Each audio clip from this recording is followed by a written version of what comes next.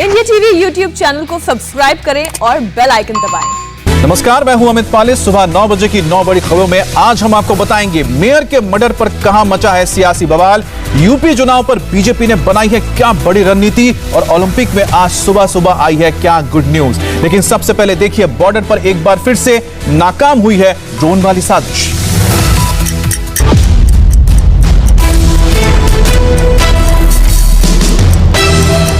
इस वक्त की बड़ी खबर, मर्डर बॉर्डर पर साजिश की एक बड़ी कोशिश को नाकाम किया गया है और जम्मू कश्मीर के सांबा सेक्टर में 3 अलग अलग जगहों पर पाकिस्तान से आए संदिग्ध ड्रोन देखे गए हैं।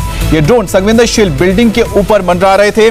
बीएसएफ की फायरिंग के बाद ये ड्रोन वापस पाकिस्तान की तरफ लौट गए। ये ड्रोन गुरुवार रात करीब 8:30 बजे सांबा के बारी ब्राह्मणा, चिलियाडा और गगवाल एरिया में देखे गए और इस वक्त आप जो तस्वीर देख रहे हैं वो सांबा के गगवाल में दिखे पाकिस्तानी ड्रोन की है और इस ड्रोन को सबसे पहले गगवाल गांव के कुछ युवकों ने देखा। युवकों ने संदिग्ध ड्रोन को देखते ही इसका वीडियो बनाया और स्थानीय पुलिस को इसकी जानकारी दी। ड्रोन की खबर मिलते ही बीएसएफ के जवानों ने चिलाडिया इलाके में उड़ रहे ड्रोन पर फायरिंग की, लेकिन यह पाकिस्तान की तरफ भाग गया। ड्रोन देखने वाले युवकों ने बताया कि ड्रोन सांबा से आकर हीरानगर की तरफ जा रहा था और साथ ही बीच बीच में वो बिल्डिंग्स के ऊपर, हाईवे के ऊपर रुक रहा था। खबर पाकर मौके पर पहुंची पुलिस ने सर्च ऑपरेशन शुरू किया। हालांकि गगवाल में देखा गया ड्रोन अभी तक मिला नहीं है। संभावना है कि यह भी वापस सीमा पार लौट गया। जिन इलाकों में ड्रोन देखे गए हैं वो इलाके बेहद संवेदनशील हैं। राहत की बात यह रही कि फायरिंग के बाद ड्रोन भाग गए। एक हफ्ते पहले ही बॉर्डर के पास कानाचक में 5 किलो आईडी विस्फोटक ले जा रहे ड्रोन को सुरक्षा बलों ने मार गिराया था और उसके बाद अब एक ही घंटे के अंदर 3 ड्रोन देखे गए। मैं एज रूटीन डेली अपना सांदी रोड पे रनिंग करने जाते हैं, तो हम रनिंग करने गए थे तो वापस आ रहे थे, तो आते समय हमें एक लाइट स्पॉट हुई। तो वो लाइट हरी, ब्लू और वाइट कलर की लाइट स्पॉट की। हमने सोचा कि हेलीकॉप्टर है, बट हेलीकॉप्टर की तो आवाज़ होती है। हमने वहाँ पे खड़े होकर लाइट देखने लगे तो हमने नॉलेज में तो था कि सतवारी एयरपोर्ट पे हमला हुआ है, तो हमने इतनी देर लाइट को ध्यान से देखा। जब कंफर्म किया कि हेलीकॉप्टर नहीं है तो हमें लगा ड्रोन है। हमने उसकी वीडियो बना ली कि ड्रोन है ये। वो ड्रोन उड़ता हुआ सीधा हीरानगर की साइड जा रहा, सांबा से आ रहा था और हीरानगर की साइड जा रहा और बीच में 2-2 मिनट के लिए वो रुक रहा था। 2-2 मिनट के लिए रुक रहा था। तो हमने जैसे हमें कंफर्म किया कि ड्रोन है, हमने उसी वक्त मौके पे अपने कंसर्न पुलिस स्टेशन गगवाल को फ़ोन कर दिया और हमने उनको SHO सर को बताया कि ऐसे सर हमें स्पॉट हुआ है, तो यहाँ पे आके देख ली। और 26 जून को ड्रोन से जम्मू एयरबेस को निशाना बनाया गया था और उसके बाद से लगातार ड्रोन देखने का सिलसिला जारी है।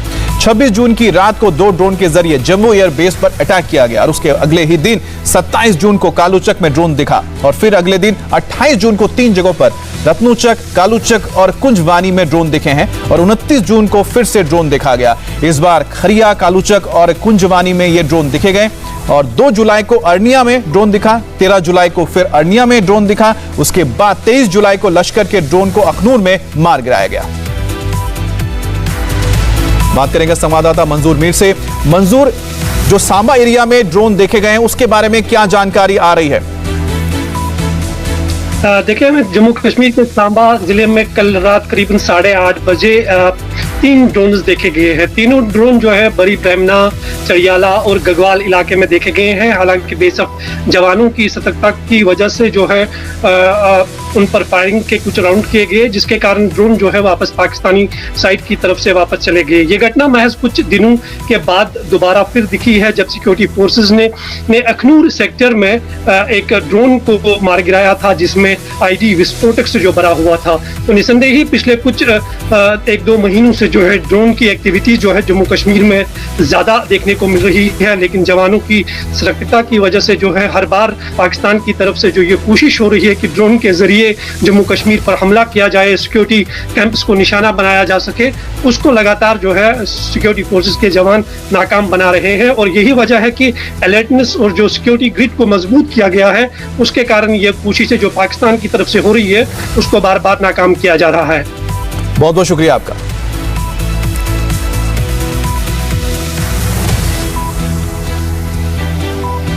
और टोक्यो ओलंपिक से आज सुबह सुबह गुड न्यूज आई है। भारत की स्टार तीरंदाज दीपिका कुमारी गोल्ड मेडल से बस 3 जीत दूर हैं। आज सुबह हुए प्री क्वार्टर फाइनल मुकाबले में दीपिका ने जीत दर्ज की है और दीपिका ने आरओसी की के पेरुआ को 6-5 के अंतर से हरा दिया। इस जीत के साथ ही दीपिका तीरंदाजी मुकाबले के क्वार्टर फाइनल में पहुंच गई हैं और दीपिका अगर यहां से अगले 2 मैच जीत जाती हैं तो उनका 1 मेडल पक्का हो जाएगा।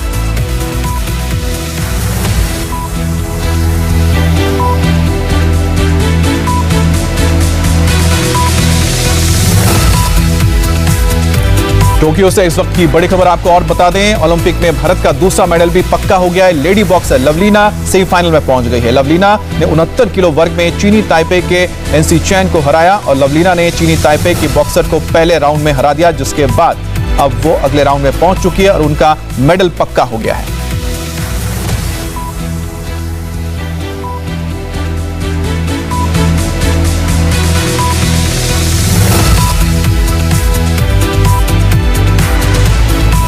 तो सेमीफाइनल में भारत के लिए अच्छी खबर आई है कि ओलंपिक में भारत का दूसरा मेडल पक्का हुआ है। लवलीना ने चाइनीज ताइपे के बॉक्सर को हराकर अगले राउंड में जगह बनाई है और 69 किलो वर्ग में उनको यह जीत मिली और इस तरह से उन्होंने अपना 1 मेडल तो पक्का कर लिया है, जो भारत के लिए बहुत ही गर्व की बात है। लवलीना ने ताइपे के खिलाड़ी को मात दी।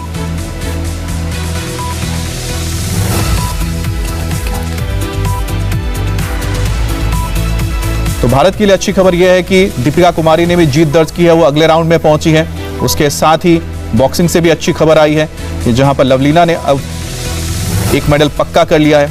अब नजर होगी हमारे बैडमिंटन पर, जहां पर पीवी सिंधु का मुकाबला है। इसके अलावा दूसरे जो खिलाड़ी हमारे, इसके अलावा अतनु दास ने भी शानदार प्रदर्शन करते हुए अगले राउंड में जगह बनाई है। हमारे साथ समीप राजगुरु जुड़ गए हैं। समीप, ये जो भारत को जीत मिली है, 1 मेडल तो पक्का हो गया है, और किससे हम उम्मीद कर सकते हैं कि जो हमारे लिए कोई ना कोई 1 मेडल पक्का कर दे? नहीं, सबसे पहले तो 1 मेडल जो पक्का हुआ इसकी ही खुशी मनाने की बात है। बहुत जबरदस्त प्रदर्शन किया लवलीना ने, 4-1 से जीता है एनसी चैन के खिलाफ। एक ताइवान की अच्छी बॉक्सर थी जिसको यहाँ पर एक तरह से कहा जाए तो जो बाउट शुरू हुआ उससे पहले शायद चैन जो थी वो फेवरेट थी लवलीना पर, और लवलीना ने जो बाउट जीती है ये वाकई में बड़ा कमाल का काम किया है। लवलीना ने इससे पहले जब प्री क्वार्टर जीता था, राउंड ऑफ 16 जीती थी और क्वार्टर फाइनल आई थी, तब भी उनका जो बॉक्सिंग था वो पैची था। मतलब इतना जबरदस्त वन साइडेड ऐसा उन्होंने भरोसा नहीं हमें जगाया कि वो सेमीफाइनल पहुंच जाएंगी और मेडल जीतेंगी, लेकिन कमाल का प्रदर्शन वन साइडेड मारा है 4-1 से। और ये एक तो कम से कम, क्योंकि कॉन्टैक्ट स्पोर्ट्स में 2 ब्रॉन्ज मिलते हैं सेमीफाइनल पहुंचने से सेमीफाइनलिस्ट को, और अब यहां से मेडल तो पक्का है। अब उम्मीद यही है कि सेमीफाइनल से वो फाइनल तक जाए, तो फाइनल तक जाए, क्योंकि अभी तक कोई भी बॉक्सर सिल्वर मेडल या गोल्ड मेडल नहीं ले पाया है। अब पूजा रानी भी 1 कदम दूर है मेडल से, वो भी क्वार्टर फाइनल में है अमित। और अगर अतनु दास की बात करें, अतनु को अभी 2 कदम और लेने हैं, क्वार्टर फाइनल फिर सेमीफाइनल में भी लड़ाई होगी, क्योंकि बॉक्सिंग की तरह उसमें हम डबल ब्रॉन्ज नहीं होता है। तो ऐसे में 2-3 मेडल्स की यहाँ पर उम्मीद दिख रही है, पूजा रानी से, अतनु दास से, दीपिका कुमारी से, और पीवी सिंधु को भी अभी 2 कदम और दूर लेना है। पीवी सिंधु का भी आज मुकाबला है, लेकिन जो 1 कदम और दूर है आज वो है पूजा रानी, जो दूसरी बॉक्सर है हमारी हैवीवेट की।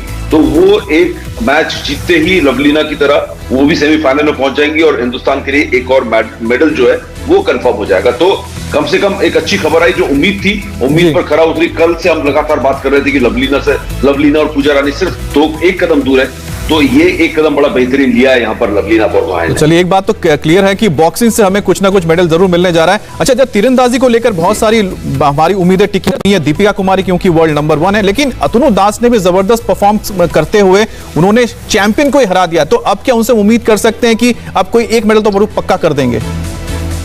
जी हाँ, पक्का बिल्कुल कर सकते हैं। अब देखना होगा कि प्रेशर में वो बिखरे ना, बस इतना ही है, क्योंकि उन्होंने 2012 के गोल्ड मेडलिस्ट को हराया, बिल्कुल वायरल हो रखे हैं हिंदुस्तान में, उनकी चर्चा हो रही है हर तरफ। उन्होंने रियो ओलंपिक्स के ब्रॉन्ज मेडलिस्ट को हराया और 2012 लंदन के गोल्ड मेडलिस्ट को हराया, और दोनों ही बड़े जबरदस्त आर्चर हैं। और जो पहला जो गोल्ड मेडलिस्ट को हराया है अमित, वो तो लेजेंड है आर्चरी की दुनिया के। उनको हराना अपने आप में कमाल की बात थी। जो हवाओं को वो ओजी जो है वो नहीं, कोरियन आर्चर जो थे वो कंट्रोल नहीं कर पाए, अतनु ने कंट्रोल किया। मुझे उम्मीद है कि वो अपने इस राउंड में, अब उनके सामने इतना बड़ा कोई प्लेयर नहीं है क्वार्टर फाइनल में, तो यहां से अतनु से उम्मीद की जा सकती है। इस परफॉर्मेंस को देख के निश्चित तौर पर अतनु दास ने बहुत उम्मीद जगाई है कि वो मेडल लेंगे। और अगर बात की जाए अतनु की, जो टेम्परामेंट हमने अतनु का देखा है, उनमें वो आग दिख रही है, वो गुस्सा दिख रहा है। तो वो हंगर जो है जीतने की जो दिख रही है, ये भी एक बहुत बड़ी वजह है जिससे हमें उम्मीद है कि शायद समीप, मैं एक बात जानना चाहता हूं कि हमारे जो ज्यादातर बॉक्सर्स हम देख रहे हैं कि जो मेडल्स भी आ रहे हैं नॉर्थ ईस्ट की तरफ से काफी आ रहे हैं, और जिसका हम जिक्र भी कर रहे हैं यहाँ पर लवलीना, जिन्होंने एक मेडल तो पक्का कर लिया है,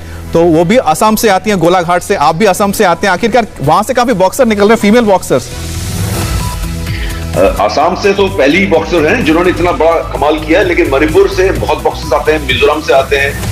ये नॉर्थ ईस्ट में क्योंकि इंडोर स्पोर्ट्स जो है बहुत ज्यादा पॉपुलर है, लोकप्रिय है। इंडोर स्पोर्ट्स, चाहे टीटी की बात करें या बैडमिंटन की बात करें, और फिजिकल स्ट्रेंथ की अगर बात करें तो हिल्स में फिजिकली वैसे बहुत स्ट्रांग होते हैं, रिफ्लेक्सेस बड़े फास्ट होते हैं, हमें मालूम है।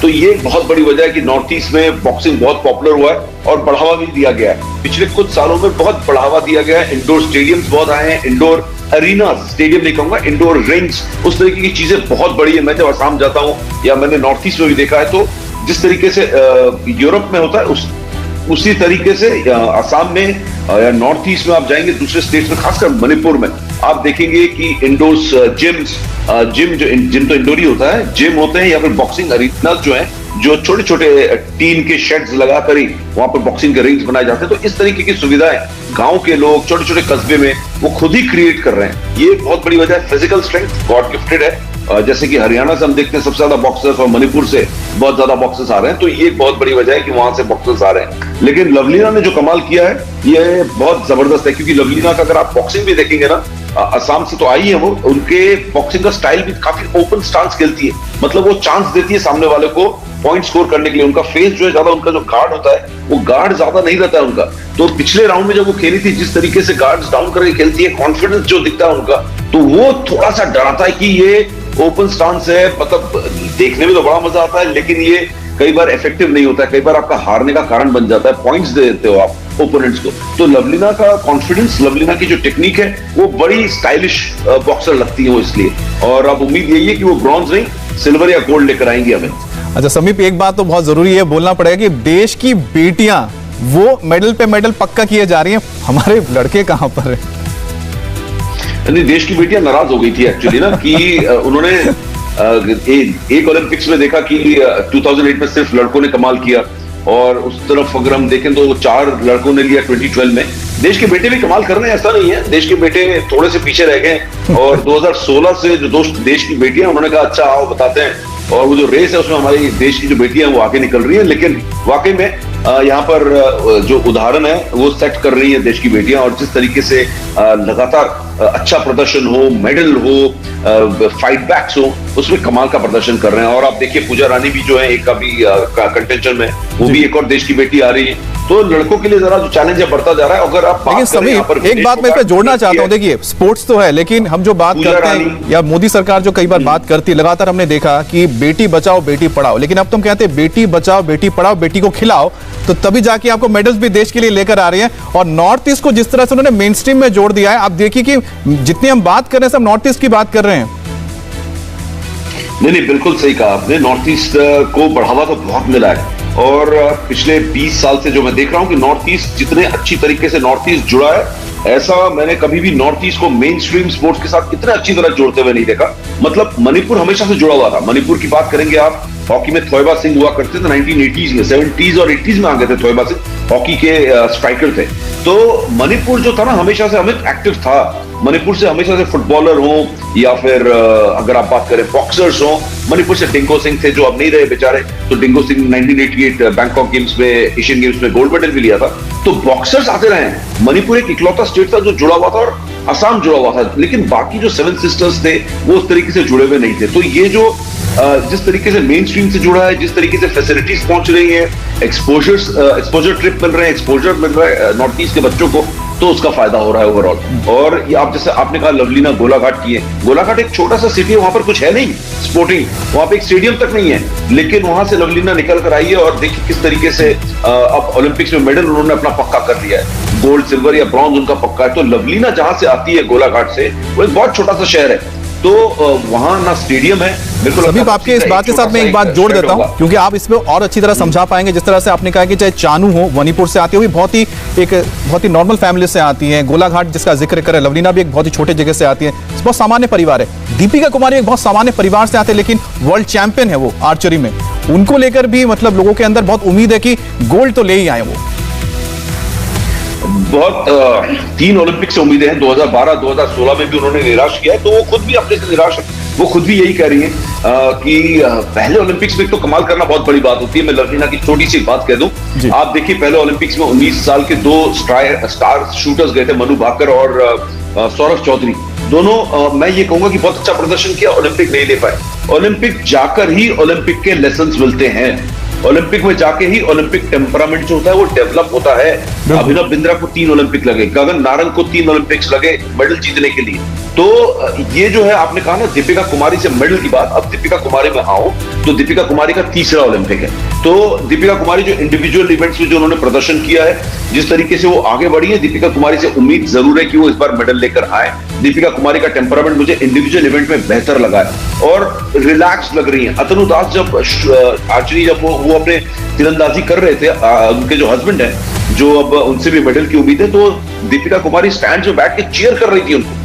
तो ये दिखा रहा है कि वो ओलंपिक्स अब उनको ना किसी और टूर्नामेंट की तरह महसूस होने लगा है। तो ये टेम्परामेंट जो है ये फायदा करेगा, ये दीपिका कुमारी के लिए मुझे लगता है कि टेम्परामेंट की आप बात कर रहे हैं, कहीं अतनु भी गोल्ड ले आए, दीपिका भी गोल्ड ले आए, तो कपल गोल्ड हो जाएगा शायद पहली बार।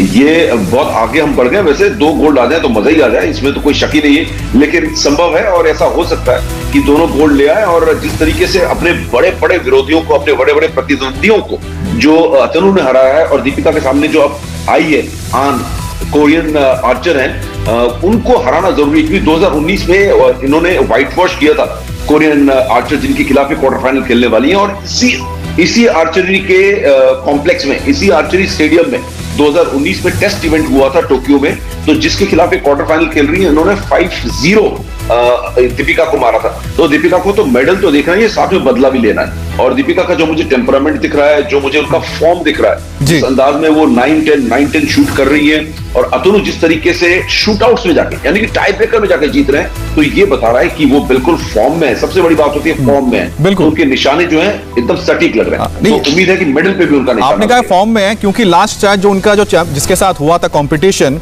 उनके साथ शायद एक 1 शॉट वो था, आर्चरी था, मतलब एक तीर मारना था, जिसमें उन्होंने जीत हासिल की थी, चैंपियन को हरा दिया था, जिसका जिक्र आपने किया था। समीप, साथ ही में बता दें कि हम क्योंकि देश की बेटियों की बात कर रहे हैं, हमने चानू को मिल चुका है सिल्वर, एक तो लवलीना ने पक्का कर लिया है, दीपिका से उम्मीद है कि गोल्ड आएगी। एक और हमारी देश की बेटी है, वो है पीवी सिंधु, जिनका आज मैच भी है। अच्छा, उनका जो मुकाबला होगा यामागुची से, जो जापानीज खिलाड़ी है, वो कितनी खतरनाक है?